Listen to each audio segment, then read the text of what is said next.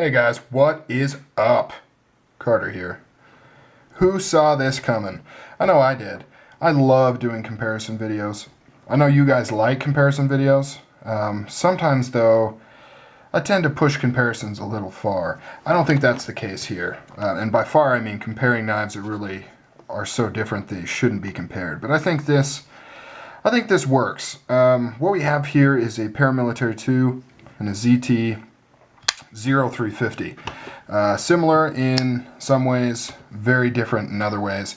Let's take a look at them side by side.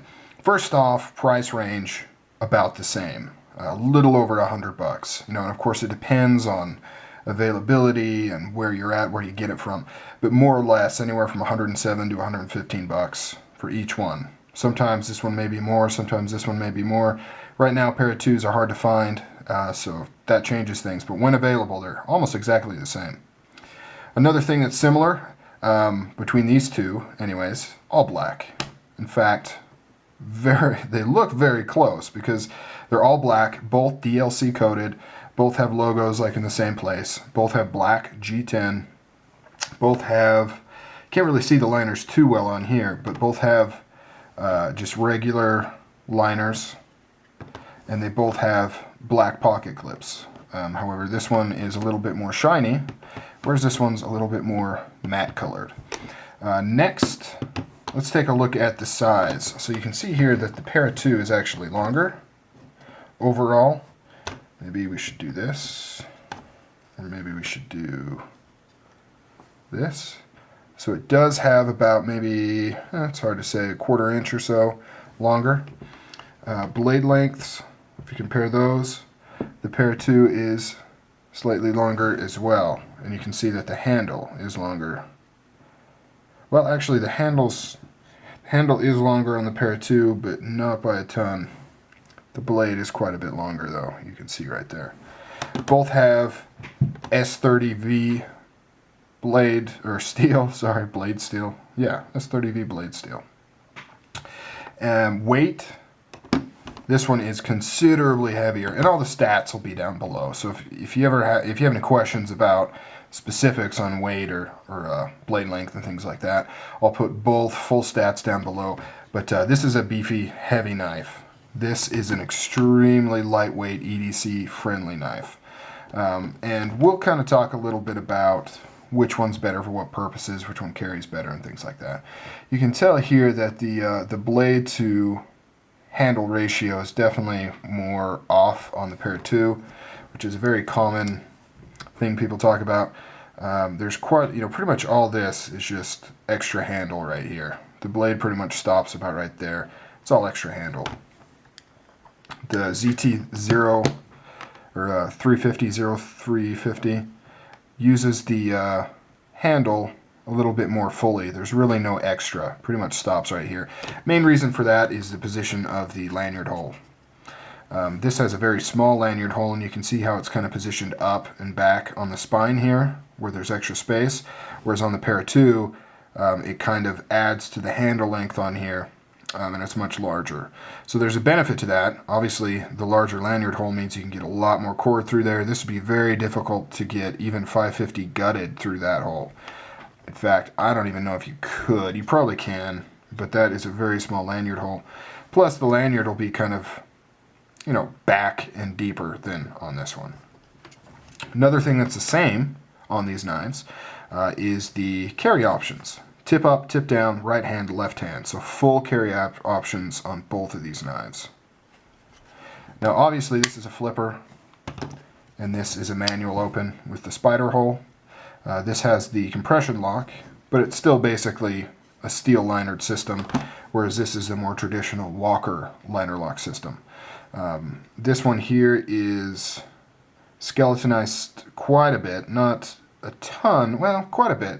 Two large holes taken out right here and here, and then it looks like one taken out right here, whereas this is completely unskeletonized. You can see how thick the liner is. It's quite a bit thicker than what's on the pair of two, and that's what kind of adds to the weight on the pair of two. So definitely a much lighter weight, sleeker design knife. This one kind of goes for more of the tank knife type thing that's very popular right now. Very heavy feeling, robust knife. Now in terms of how much of that's actually practically robustness and stronger is could be left up to a lot of debate. It definitely gives you the impression it is just because of that extra weight. But in terms of which one's actually stronger, you know, that would take a lot of testing and a lot more videos. But I would have to give this one the edge just based off assumption. Mainly the thickness of the tip. You can see here the ZT carries its thickness a lot farther. The Paramilitary 2 pretty much, you know, it completely tapers as it gets to the point, whereas the ZT holds its thickness all the way to here before it actually kind of tapers down. And it's got a wider tip too, just in terms of, you know, this way and this way. So there's just more material, both thickness and width, on the ZT. Speaking of cutting edge, the ZT actually has the Paramilitary 2 beat by quite a bit. And that's because of the lack of a choil, which is unnecessary in this design because you have the flipper, so you do not need a safety choil. You have the flipper to protect you, whereas on the Para 2, the choil actually acts as a nice little safety choil there. You can also choke up on it to get more precise cutting. This one you can't move your index finger up further, but you can kind of move your thumb up further. So even though it's not really choking up further on the blade, you definitely get the ability to get that extra control. So it is very similar to choking up on it, which I really like because this feels like a more precise tip. You know, that you'd be able to use the tip more precisely by doing that, similar to how choking up on this would be. So we've talked about blade thickness, we've talked about, well, let's talk about construction. I mean, as far as pocket clips go, I really can't say one is better or worse than the other. They seem about the same. The pivot is definitely a little bit larger on the ZT. That being said, I have never myself, nor have I ever heard of anybody experiencing a broken pivot. So the idea behind having an overbuilt pivot, you know, as far as my experience goes, it's kind of unfounded. I have seen tips break off, and I have broken tips off. So I do see the benefit of having the thicker tip. But as far as having a bigger pivot other than looks, I've never found it to be a necessary thing. Opening methods, well, let's go back to construction. Overall, I mean, I would say that they're built about the same. You have these nice pillar standoffs on here with the lanyard hole also kind of holding things together here. And then the stop pin, which is a very large stop pin, by the way. Also, which I really like. I like this. It's not just a floating stop pin. It's actually also used as a pillar. So it does double duty. I really like that. This uses the thumb studs as the stop pin. And you can see it contacts both liners, so extremely robust. We've already talked about opening. This one's obviously a flipper. This one's a manual opener.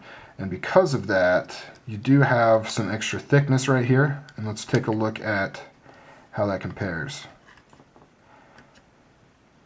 I would say it's, you know, it's about a wash. This one here overall is kind of thicker and wider, whereas this one, the thickness is all just right up here. So if you're carrying it tip down like I like to do, it's pretty much out of the way.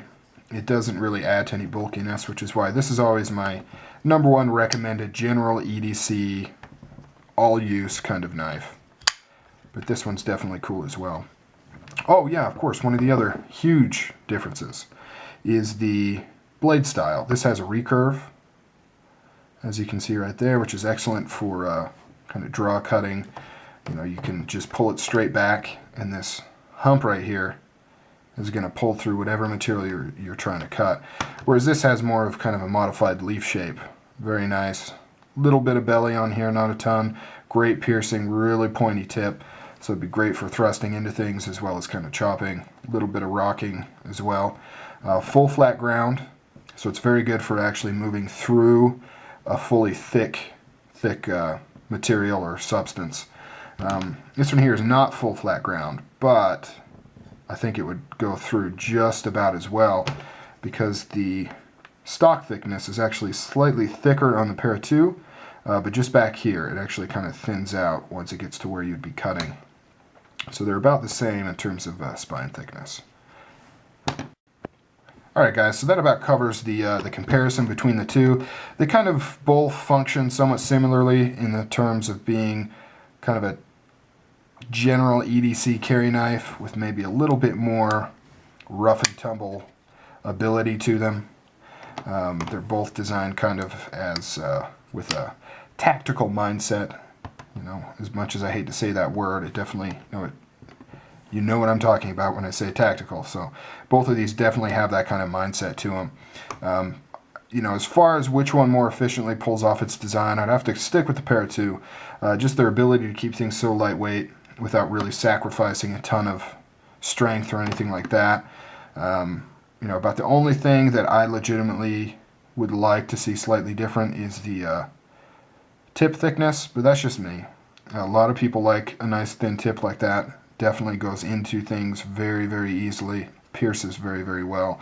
I personally just like thicker tips because I've broken plenty of tips off in my day, and I like to avoid that when at all possible. But yeah, both excellent, excellent knives. You won't be disappointed with either one. Alright guys, take it easy.